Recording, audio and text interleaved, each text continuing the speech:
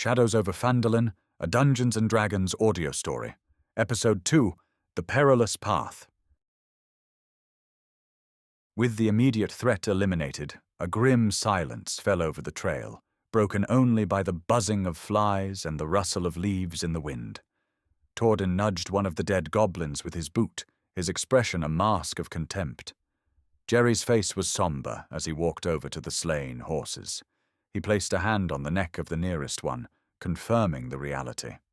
"It is them," Jerry said, his voice heavy. "Gundren's and Sildar's mounts. I recognize the brands." He gestured to the saddlebags, which were cut open and hanging empty, their contents looted and scattered. Nisa walked the perimeter of the scene, her eyes scanning not for tracks, but for the faint traces of what had transpired. They were professionals in their own brutal way, she observed. The ambush was well laid. They knew this territory. Kyria, however, was already on her knees, her fingers tracing patterns in the dust near the horses. Her sharp eyes had spotted something the others had missed, a glint of tooled leather half hidden beneath a broad leaf. She picked it up. It was a handsome leather case, clearly made to hold a rolled-up map or scroll, but it was empty. "Looking for this?" she asked, holding it up. Tordin's eyes widened. The map, Gundren's big find. It would seem our Mr. Rockseeker was not as secretive as he thought, Kyria noted dryly, turning the empty case over in her hands. Someone knew he had it. And they took Gundren and Sildar with it. Jerry finished, his gaze sweeping the woods. "We must find them." While Jerry calmed the nervous oxen and Tordin tied their reins securely to a low-hanging branch, Kyria began a systematic search of the area's edge. She moved with a purpose that bordered on predatory, her eyes missing nothing. The others saw only dense thickets and tangled undergrowth, but Kyria saw a story. She pointed to a patch of briars that looked no different from the rest. "There," she said. Tordin squinted. "There's nothing but thorns. Look closer." Kyria pushed aside a heavy branch, revealing a narrow, almost invisible path leading northwest into the forest. The ground was churned with tracks. "Goblins," she confirmed, kneeling to examine the prints. "Dozens of them, coming and going. They've been using this spot for some time."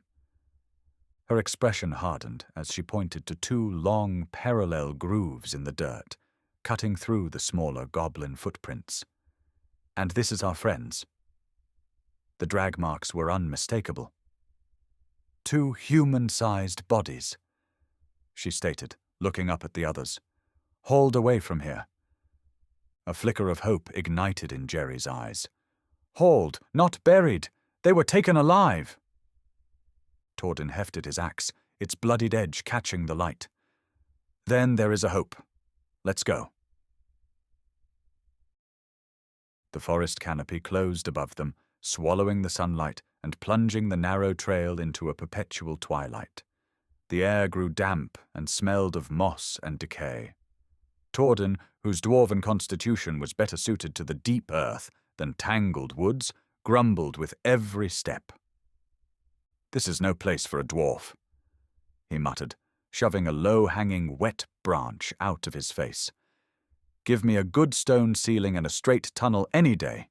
At least in a tunnel, things can only come at you from two directions." "Consider it a test of our senses, Master Tordin," Jerry said calmly from behind him.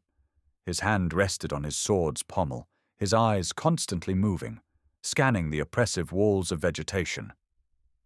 "The enemy has the advantage here. We must be the more vigilant." "Vigilant? I'd rather be the more killy," Tordin shot back.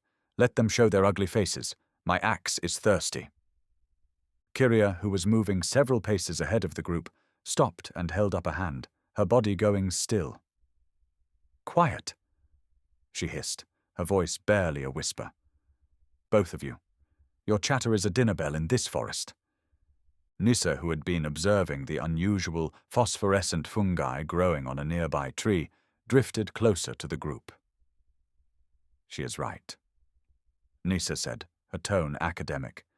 Goblins are not mighty, so they are cunning. Their greatest weapons are the woods themselves, and the carelessness of those who walk through them. Careless.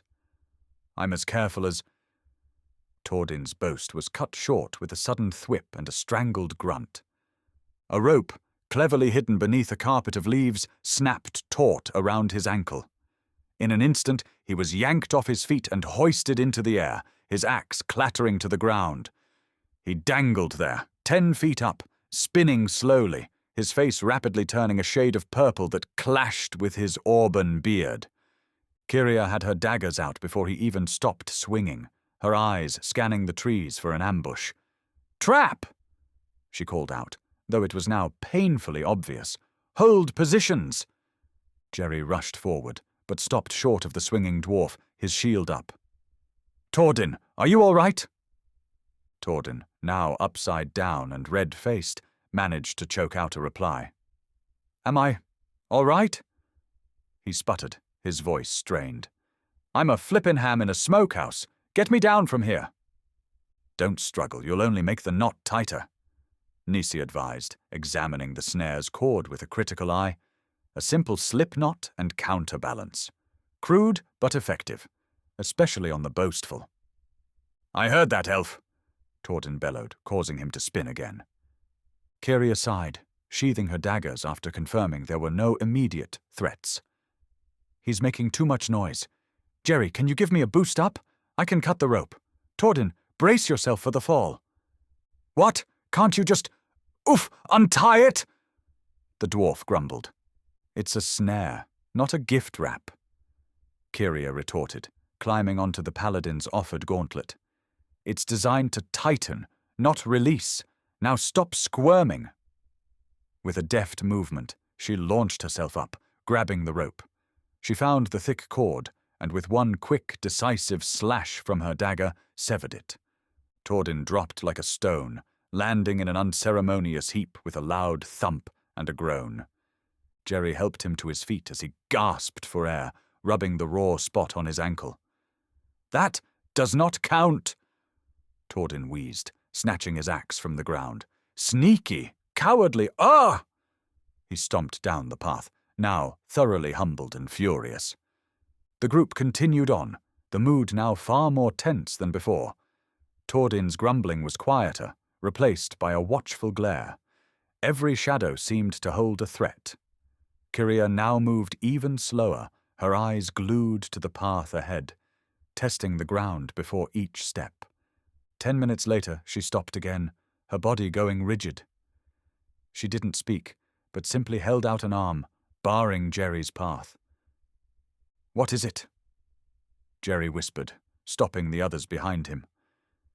Kyria pointed with her chin to a section of the trail about 5 feet ahead. It looked identical to the rest of the leaf-strewn path. "The ground there," she said, her voice low. "The leaf litter is too uniform, too deliberate. There are no twigs breaking the pattern." Nisa peered at the spot. "A covering for a pit," she deduced. Tordin took a step forward, eager to prove his worth after the snare incident. "I'll jump it." "No," Kyria said firmly, putting a hand on his arm. "You'll do exactly as I say. This isn't a hero's leap. It's a hole in the ground, probably with pointy sticks at the bottom." She carefully crept to the edge of the trail, poking at the leaves with the tip of her dagger. It pushed through with no resistance. She pulled it back and scraped away some of the covering, revealing the dark, empty space of a hidden pit, at least 10 feet deep. "Well spotted," Jerry said with sincere appreciation. "Your eyes have saved us from another delay, or worse." "It's my job," she replied, not taking her eyes off the trap. "Now, the path is wide enough to go around if we're careful. Single file, watch your footing. And Tordin," she added, giving the dwarf a pointed look. "Try not to trip over your own pride this time." After another hour of tense, careful progress, the trail finally began to widen.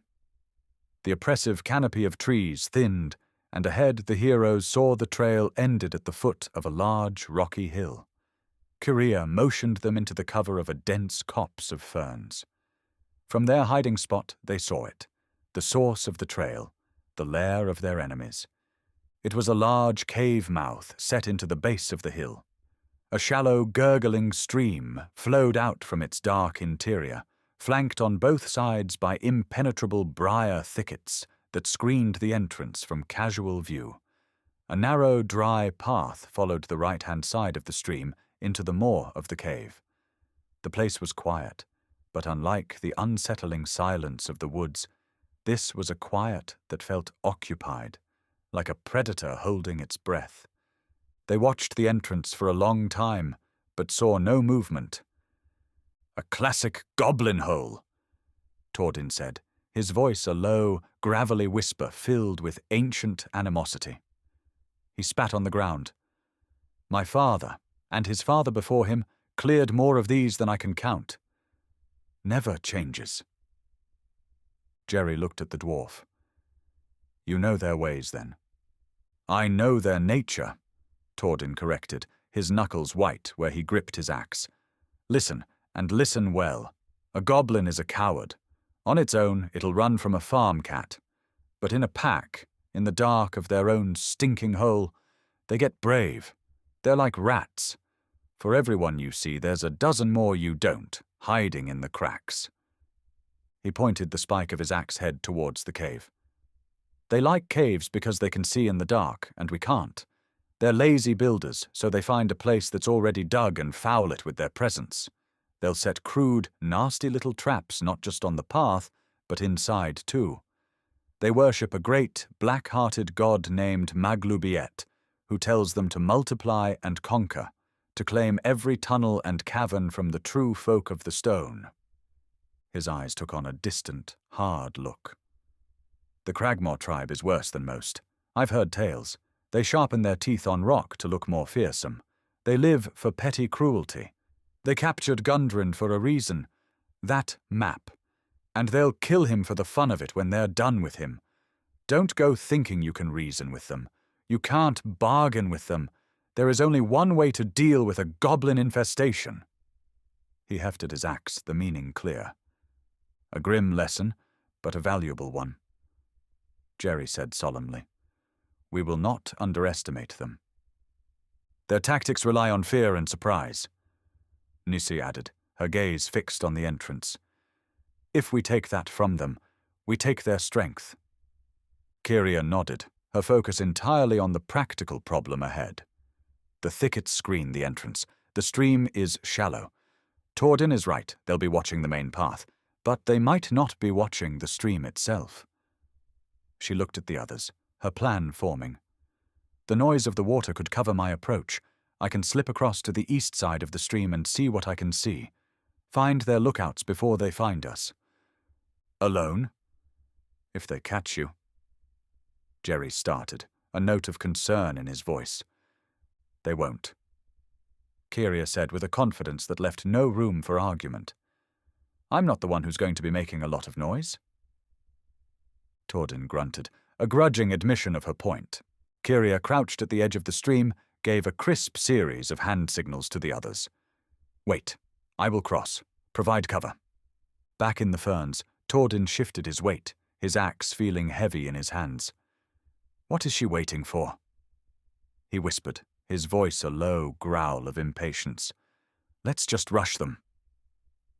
Jerry's gauntleted hand tightened on the dwarf's shoulder, a silent command for stillness. "No," the paladin whispered back, his voice firm. "Her way is smarter. We don't know how many are in there. A straight charge is what they'll expect. The sounds of the stream will mask her movements," Nisa added, her eyes tracking Kyria's form. "It is an excellent tactical choice. Let the rogue do her work." As if on cue, Kyria slipped into the cold stream. She moved with an unnatural silence, the rushing water swirling around her boots without a single splash. Crouching low, she used the muddy embankment as cover, her daggers already in her hands, held in a tight, reverse grip. When she reached the far side, she pressed herself flat against the bank, and peered through a tiny gap in the thorny briars. Her patience was rewarded.